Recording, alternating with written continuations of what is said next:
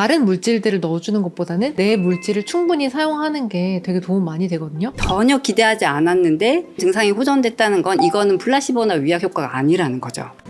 꿈의 세포 치료 시즌 1. 인체에서 유래한 혈액이나 골수 지방을 채취해서 환자에게 주입하는 의료 기술을 가지고 있는데, 이것이 과거와 지금 굉장히 다양한 질환에 사용되고 있는 것을 저희가 확인을 했습니다. 그러면 이 정보를 어떻게 일반인들에게 전할까 고민을 하다가 이 세포 치료라는 시리즈를 기획하면 좋겠다라고 해서 컨텐츠를 제작하게 되었습니다. 모시기 어려운 분들을 모셨습니다. 네, 원장님 두 분을 좀 소개하겠습니다. 안녕하세요. 윤상아 원장입니다. 안녕하세요. 미나림입니다. 저희가 지금 원장님들하고 세포 단위에서 일어나는 시그널에 대한 이야기를 좀 드렸었거든요. 네. 진짜 궁금합니다. 임상 현장에서 원장님들께서 다양한 목적으로 사용하시는데 이게 진짜 세포 단위에서 일이 일어나고 있는지 우리가 볼 수가 없으니까 그런 경험들을 좀 듣고 싶어서 모셨습니다. 이렇게 우리가 여기 자리에 있을 줄은 아무도 상상을 못할 텐데 저희 만나게 된 거 한번 원장님께 한번 들어보면 좋을 것 같아요. 아토피 피부염 환자로 저희 병원에 오셨고 그렇게 해서 맺어진 인연이 여기까지 왔다는 게 정말 재밌는데요. 저희는 이제 아토피 피부염, 습진 이런 알레르기 질환들 많이 보고 있고 스테로이드나 면역 억제제 이런 것들이 사실 아토피 피부염에서 많이 사용이 되잖아요. 근데 그런 것들보다는 피부 자체가 재생될 수 있게 그런 쪽으로 저희가 좀 더 치료를 하고 있었는데 굉장히 잘 맞아서 또 여기까지 같이 오게 된 것 같습니다. 이 세포 단위에서 무언가가 일어난다는 것에 대해서 요즘 정말 많은 경험들을 하는 것 같은데 윤상아 원장님께서는 처음에 저를 만나셨을 때 되게 날카로운 질문들을 많이 해주셔가지고 제가 땀 흘렸던 기억이 있는데 그 당시하고 지금하고 비교해 보시면 생각의 변화라든지 아 이게 좀 의미가 있구나 뭐 이런 생각은 어떠신지. 솔직하게 말씀드리면 혈액에서 추출한 세포 치료, 혈액을 농축해서 세포를 모아서 내 몸에 다시 넣어주는데 그게 일을 한다라는 얘기를 처음 들었을 때는 이건 웬 21세기 봉이 김선달인가 이런 생각을 했었거든요. 네, 왜냐면 내 혈액에 있던 거잖아요. 제가 환자들한테도 설명드리는데 내 혈액에 있던 걸 그냥 뽑아서 다시 걔만 모아서 다시 내 혈액에 넣어주는데 이게 무슨 효과가 있을까? 이런 생각을 처음에 그걸 굉장히 의심을 많이 했고 처음 만나 뵀을 때 그쪽 질문을 되게 많이 던졌던 것 같아요. 제가. 맞습니다. 대답을 해주셨던 게 그것에 대해서 고민을 굉장히 많이 하신 게 티가 났고 주신 답변이 굉장히 진정성이 있었고 저를 설득할 만한 그런 답변을 주셔서 제가 그러면 환자분들 치료에 사용을 해보면 좋겠다라는 결정을 해서 사실 결정적으로 도입을 하게 됐고요. 셀 시그널이라는 표현을 많이 하잖아요. 세포는 사실 혼자 그냥 멀뚱히 일을 하는 게 아니고 누가 나한테 와서 어떤 신호를 줘야만 일을 하는 애들이거든요. 그래서 그런 신호 전달 물질이라고 하는 것들이 핵심이구나라는 거를 그때와 저의 인식의 변화를 물어보신다면 세포 자체도 중요하지만 세포 사이사이에서 의사소통을 담당하는 세포 신호 전달 물질이 굉장히 중요하다라는 생각을 가지게 된 게 가장 큰 변화인 것 같아요. 미나림 원장님께서는 예전부터 예민한 피부, 난치성 피부 환자들을 대상으로 굉장히 많은 진료를 해오셨는데 네. 그분들이 갖고 있는 가장 큰 고민은 뭘까요?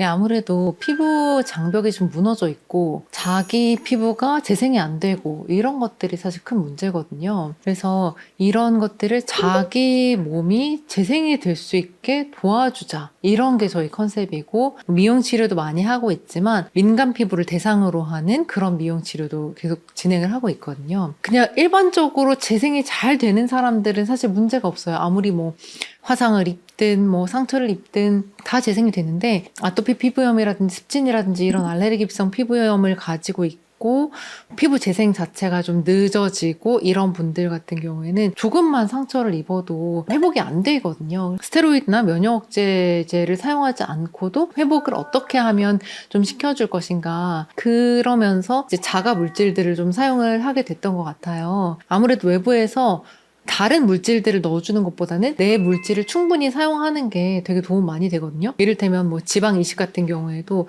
내 배에서 아니면 내 허벅지에서 남는 지방을 모아서 이식을 좀 부족한 부분에 해줬을 때 생착도 굉장히 잘 되는 것들을 볼 수가 있고 우리 몸에 있는 여러 가지 세포들을 다른 쪽으로 이동을 시키면서 재생을 해오는 것을 굉장히 오래 전부터 많이 하고 있었습니다. 근데 이제는 정말 내 피에서 좋은 성분들을 뽑아서 이용하기 시작한 거죠. 주로 요 세포를 정맥으로 주사하는 시술을 하고 계시잖아요. 네.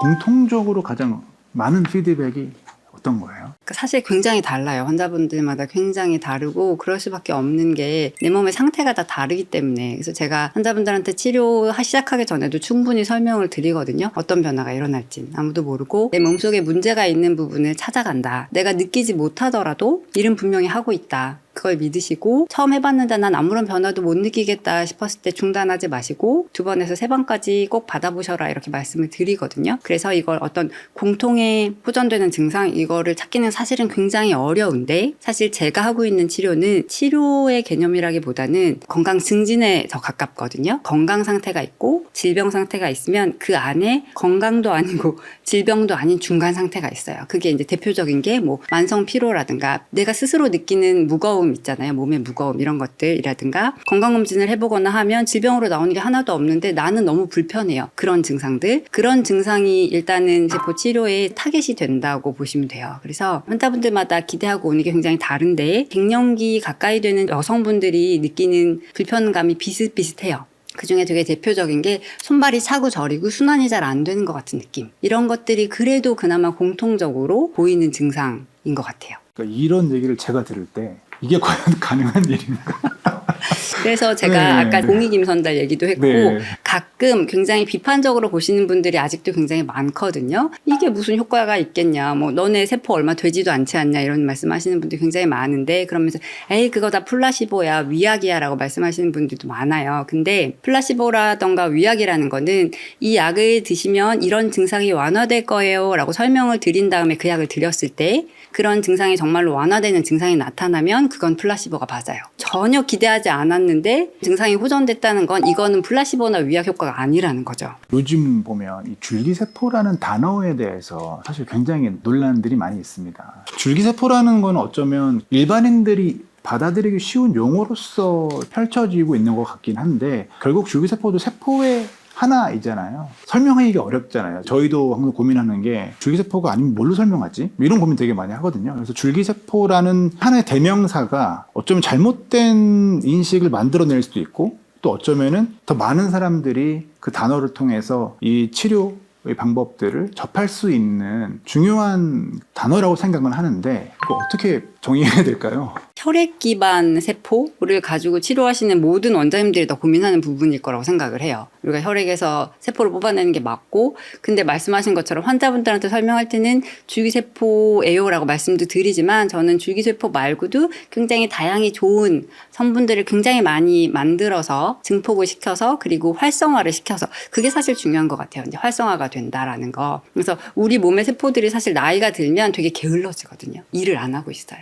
그래서 제가 설명드리는 게 이제 놀고 있는 세포들을 잡아다가 일을 시킨다 이렇게 말씀을 드리기도 하는데 우리가 했던 얘기가 이 얘기였던 것 같아요. 내 건데 다시 넣어주는데 일을 하는 게 말이 되냐 이렇게 여쭤봤을 때 활성화라는 개념을 얘기를 해주셨던 기억이 나고 그러한 근거를 만들어서 보여주셨기 때문에 사실은 저희는 그거를 믿고 치료를 하는 거고 그리고 이제 임상에서 저희가 치료를 하면서 환자분들이 주시는 피드백이라든가 효과 이런 것들이 저희들 눈으로 보기 때문에 사실 또 자신 있게 치료할 수 있는 거거든요. 그래서 제가 그때 셀 시그널샷 말씀 듣고 이거 너무 좋다고 말씀드렸었잖아요. 그럼에도 불구하고 우리가 줄기세포 치료라고 말씀드릴 수 있는 건 들어있잖아요. 들어있습니다. 정확히 들어있습니다. 민 원장님께 궁금한 거는 정맥주사나 뭐 피부주사나 뭐 어떻게 많이 활용하세요? 피부 시술이다 하면 뭐 잔주름에 좋다, 모공에 좋다, 흉터에 좋다 이런 각각의 증상들 호전을 생각을 하고 어떤 시술을 하잖아요. 그런데 피부 질환을 치료하는 의사이기 때문에 피부에다 직접 주입을 많이 하고 있어요. 아무래도 정맥으로 들어가다 보면은 굉장히 많은 양을 추출을 해야 되고 그러다 보면 비용도 많이 올라가잖아요. 그래서 저희는 그렇게 비용을 많이 쓰는 것보다는 조금 최소한의 비용으로 최대한의 효과를 내려면 어떻게 해야 될까를 고민을 많이 했고 그래서 농축된 부분을 피부에다 직접 넣어줘서 피부를 재생시키는 그런 치료를 많이 진행을 하고 있고요. 민원희 원장님 과거와 지금과 환자들이 네. 인식하는 것들은 좀 달라진 점이 있나요? 달라졌다기보다는 한 번 시술로 되게 좋아지는 거는 사실 쉽지 않아요.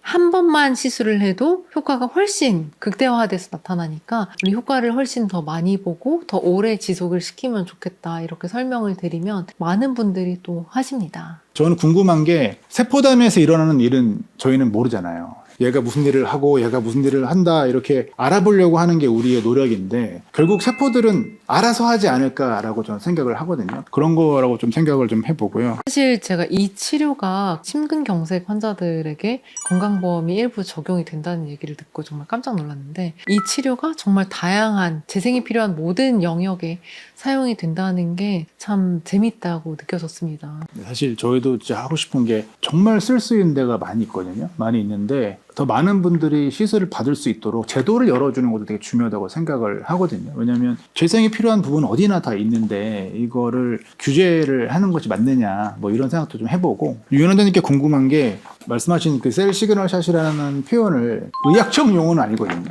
학술적 용어는 어떤 게 있어요? 이거는? 파라크라인 효과라는 걸 생각을 해볼 수 있을 것 같아요. 그래서 결국은 몸 안에서 어떤 일이 일어나면 세포 전달 물질이라든가 여러 가지 이제 물질의 변화가 일어나게 되는데 그것들이 주변으로 다 퍼져나가서 결국은 두루두루 더 영향을 준다 이렇게 생각을 하시면 돼요. 그래서 셀 시그널 샷이라는 것 자체가 IV로 뭔가 새로운 집단이 들어왔다? 그럼 걔네들이 그냥 놀고만 있는 게 아니고 주변에 있는 세포들한테 다 영향을 줘서 뭔가 연속적으로 어떤 효과를 만들어낸다? 그런 걸 얘기할 수 있겠고 근데 그중에 또 하나 이제 중요한 건 줄기세포라는 단어를 사용을 할 때 가장 중요하게 생각하는 게 사실은 그 호밍 이펙트라는 거거든요. 필요한 데를 찾아가서 일을 한다는 것도 사실은 굉장히 중요하거든요. 근데 그것도 결국은 우리가 쉽게 이렇게 호밍 이펙트라고 말하지만 결국은 걔도 신호를 주고받고 해서 따라가는 거예요. 그래서 그러한 파라크라인 효과의 일부라고 볼 수도 있겠죠. 이게 농축물의 그 혈소판의 표면에 SDF1 알파라는 그 팩터가 있는데 이 팩터가 많이 있으면 그 주변에 있는 MSC가 그쪽으로 향한다는 논문이 있어요. 내 몸에 있는 줄기세포를 불러온다는 얘기거든요. 논문에서는. 그게 원장님 말씀하시는 그 피부의 결이 좋아진다거나 피부의 톤이 달라진다는 게 결과적으로 윤 원장님 말씀하시는 것처럼 세포들이 아무것도 안 하고 놀고 있을 때 그냥 탁 들어가서 야 빨리 일어나. 너 나가야 돼. 이렇게 얘기하는 거라고도 저는 좀 이해를 하는데 그런 논문들을 볼 때마다 이건 정말 살아있는 거구나라는 생각을 되게 많이 해보고 저 같은 경우는 미용을 한다 뭐 이랬을 때 뭐 리프팅 뭐 어떻게 해서 예쁘게 만든다 이런 쪽으로 되게 포커스를 많이 가지고 계시는 분들도 많은데 저는 정말 재생을 해야 된다. 안 좋은 것들을 좋게 만들어야 되고 얘가 스스로 재생될 수 있게 만들어줘야 되고 그런 환경을 만들어줘야 된다 이렇게 생각하는 편이거든요. 그래서 너무 인위적인 뭔가를 막 하는 것보다는 재생을 어떻게 시킬까? 이쪽에 신경을 좀 많이 쓰는 것 같아요. 제가 국내 최대 리프팅 병원에 있었거든요. 거기에서 이제 리프팅에 관해서 계속 이제 고민을 하고 그러다 보니 노화, 항노화를 생각하게 되고 근데 젊어져야 리프팅이 잘 되는 거고 결국은 이제 처짐이 생긴다는 건 노화가 된다는 얘기니까 그래서 그러면 젊게 만들어 드려야지 좀 건강하게 해드려야지 이런 생각을 하다 보니 그럼 세포 단위부터 좀 젊어져야 되는 거 아닌가? 이런 생각을 하다가 세포가 젊어지는 리프팅을 나는 해야겠다. 세포부터 젊어져야 진정한 젊어진 거고 뭐 디에이징, 항노화 이런 얘기 되게 많이 하시는데 결국은 시작은 세포고 사실 우리 몸에서 가장 젊은 세포가 줄기세포거든요. 이너뷰티와 아웃뷰티를 같이 챙기자 이런 컨셉으로 생각하고 있고요.